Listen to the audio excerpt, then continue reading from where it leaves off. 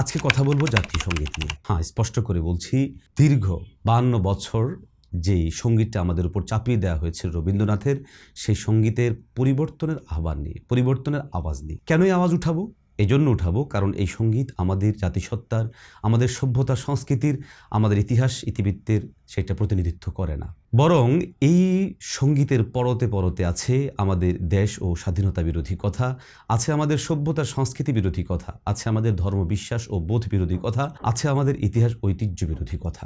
অতএব নতুন এই বাংলাদেশে আমরা চাই, যখন আমরা আধিপত্যবাদ ও সাম্রাজ্যবাদ থেকে বের হয়ে একটি নতুন বাংলাদেশের স্বপ্ন দেখি, অতএব এই বাংলাদেশে আমাদের জন্য এমন সঙ্গীত রচিত হবে যে সঙ্গীত আমাদের দেশের, আমাদের দশের এবং আমাদের জন্য সেটা প্রতিনিধিত্ব করবে। প্রিয় দর্শক, রবীন্দ্রনাথ কর্তৃক রচিত আমার সোনার বাংলা কেন পরিবর্তিত হওয়া উচিত? এর সংক্ষিপ্ত উত্তর হলো, এই সঙ্গীত আমাদের স্বাধীনতা, সার্বভৌমত্ব, ইতিহাস ঐতিহ্য কিংবা আমাদের যে সভ্যতা সংস্কৃতি এর কোনোটাই ধারণ করে না, লালন করে না। উপরন্তু আমরা যখন ভারতীয় আধিপত্যবাদ থেকে বের হয়ে একটা নতুন বাংলাদেশের স্বপ্ন দেখছি, আর এর জন্য 2024-এ আমাদের ভাইয়েরা, আমাদের বোনেরা, আমাদের ছাত্র জনতা যখন জীবন দিয়েছে, আমাদের ভাইয়েরা যখন জীবন দিয়েছে, তখন অবশ্যই এখানে এমন একটি সঙ্গীতকে আমরা চাই যে সঙ্গীত আমাদের দেশ, আমাদের সভ্যতা, আমাদের সংস্কৃতি, আমাদের তাহজিব তামাদ্দুনকে ধারণ করবে। আমরা কেন রবীন্দ্রনাথ কর্তৃক রচিত এই সঙ্গীত চাই না? এর একটা কারণ হলো, এই জাতীয় সঙ্গীতে বাংলাদেশের নামটুকু পর্যন্ত নেই। অতএব যেই সঙ্গীত আমাদের দেশের নামটুকু পর্যন্ত নেই, আমি এই সঙ্গীতটা চাইতে পারি না।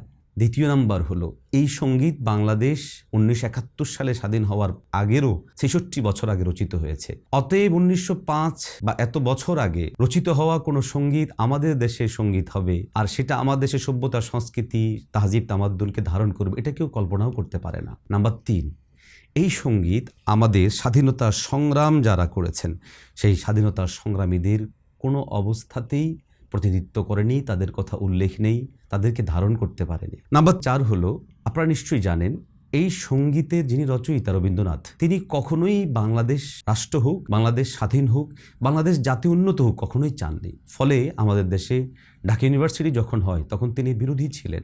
আর ঐতিহাসিকভাবে এটা কথিত আছে যে আমার সোনার বাংলা তিনি এটা লিখেছেনই তখন যখন বাংলাদেশ স্বতন্ত্রভাবে স্বকীয় সত্তা পেতে যাচ্ছিল, তখন তিনি এটা সহ্য করতে পারেননি। তখন তিনি দুঃখ ভরে আমার সোনার বাংলা বলে দুটো বাংলাকে, পূর্ব বাংলা, পশ্চিম বাংলা, উভয়টাকে একাকার করেই তিনি এটা গিয়েছিলেন এই আফসোস থেকে, যেন এটা ভিন্ন না হয়। অতএব কারণে আমাদের স্বাধীনতা, সার্বভৌমত্বের সাথে সম্পৃক্ত নয় এমন একটা সঙ্গীতকে আমি আমার দেশের সঙ্গীত হিসেবে মেনে নিতে পারি না। উপরন্তু এখানে আমার ধর্ম বিশ্বাসের সাথে বিরোধপূর্ণ বেশ কিছু বিষয় তো অবশ্যই আছে। তাছাড়া এই সঙ্গীত গাওয়ার যে স্টাইল এবং সেখানে যেই বাদ্যযন্ত্রের সম্পৃক্ততা করা হয়, সেটাও সুস্পষ্টভাবে শরীর দৃষ্টিকোণ থেকে হারাম। অতএব কারণে আমাদের দেশের জন্য স্বাধীনতা, সার্বভৌমত্বকে ধারণ করে, জাতীয় বীরদেরকে ধারণ করে, ইতিহাসকে ধারণ করে, ঐতিহ্যকে ধারণ করে এমন একটা বিষয় হওয়া উচিত আমাদের জাতীয় সঙ্গীত। এর বাহিরে এমন কোনো ব্যক্তি যিনি আমাদের স্বাধীনতা বিরোধী ছিলেন, যিনি আমাদের অস্তিত্ব সহ্য করতে পারেননি, যিনি আমাদের উন্নতি কখনো সহ্য করেননি, এমন একটা ব্যক্তির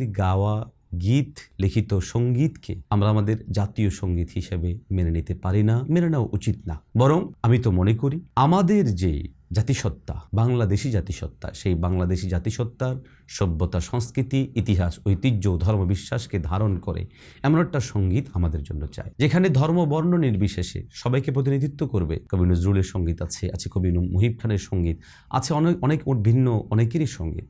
সেই সঙ্গীতগুলোর কোনো একটা হতে পারে আমাদের দেশের জাতীয় সঙ্গীত। নতুন প্রজন্মের কাছে, নতুন ভাইদের কাছে আহ্বান জানাবো, আমাদের সন্তানরা যেন সঙ্গীতের মাধ্যমে উদ্দীপ্ত হতে পারে, উজ্জীবিত হতে পারে, তারা যেন জেগে উঠতে পারে। অতএব জাগরণী এমন একটা সঙ্গীতই চাই আমাদের জন্য, যেটা সর্বত্র গাওয়া যাবে, যেটা সব জায়গায় গেয়ে আমাদের সন্তানরা উদ্দীপ্ত হবে। আপনারা সেই উদ্যোগ গ্রহণ করবেন, আপনারা সেই তৎপরতা চালাবেন, এই আহ্বান জানিয়ে আজকে শেষ করছি। আসসালামু আলাইকুম ওয়া রাহমাতুল্লাহি ওয়া বারাকাতুহু।